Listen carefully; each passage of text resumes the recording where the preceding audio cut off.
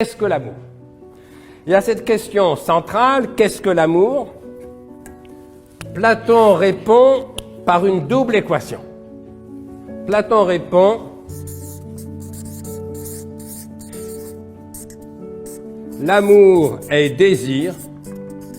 Première équation, l'amour est désir. Et deuxième équation, le désir est manque. L'amour est désir et le désir est manque. Et Platon enfonce le clou en écrivant: ce qu'on n'a pas, ce qu'on n'est pas, ce dont on manque, voilà les objets du désir et de l'amour. Ce qu'on n'a pas, ce qu'on n'est pas, ce dont on manque, voilà les objets du désir et de l'amour. J'ajouterai simplement: et voilà pourquoi le bonheur, si souvent, est manqué. Voilà pourquoi, comme dit le poète Louis Aragon, il n'y a pas d'amour heureux. Pas de panique pour les jeunes mariés, s'il y en a dans la salle. Spinoza va venir sauver votre couple pas plus tard que dans 10 minutes.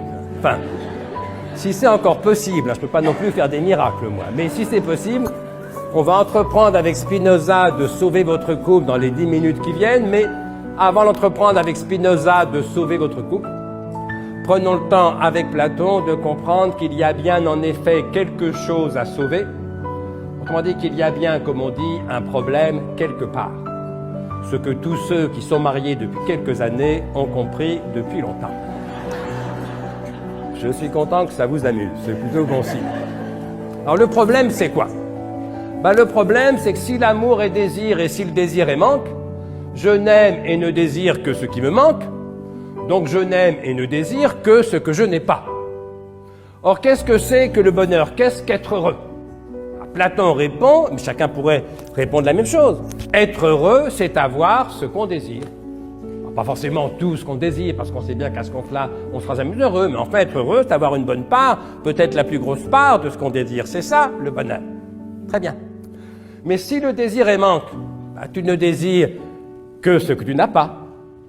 Et si tu ne désires que ce que tu n'as pas, par définition, tu n'as jamais ce que tu désires. Et donc, tu n'es jamais heureux, puisque être heureux, c'est avoir ce qu'on désire. Non pas, bien sûr, qu'aucun de nos désirs ne soit jamais satisfait. La vie, heureusement, n'est pas difficile à ce point. Mais dès qu'un de nos désirs est satisfait, il n'y a plus de manque, puisqu'il est satisfait. Oui, mais si le désir est manque, s'il n'y a plus de manque, il n'y a plus de désir. Vous n'avez donc pas ce que vous désirez, il n'y a plus de désir. Vous avez ce que vous désiriez avant du temps où vous ne l'aviez pas.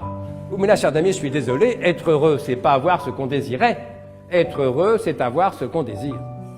Et vous, ce que vous avez, c'est pas ce que vous désirez. C'est ce que vous désiriez avant du temps où vous ne l'aviez pas. C'est pour ça que vous n'êtes pas heureux. Pardon pour ceux ici qui sont pleinement heureux, c'est pas moi qui le donne tort, c'est à Platon. Mais comme il donne par la même raison à Spinoza, je l'en félicite par avance. Je leur demande simplement 5 minutes de patience, le temps que j'explique aux autres, bien sûr, pourquoi les autres, eux, ne sont pas heureux.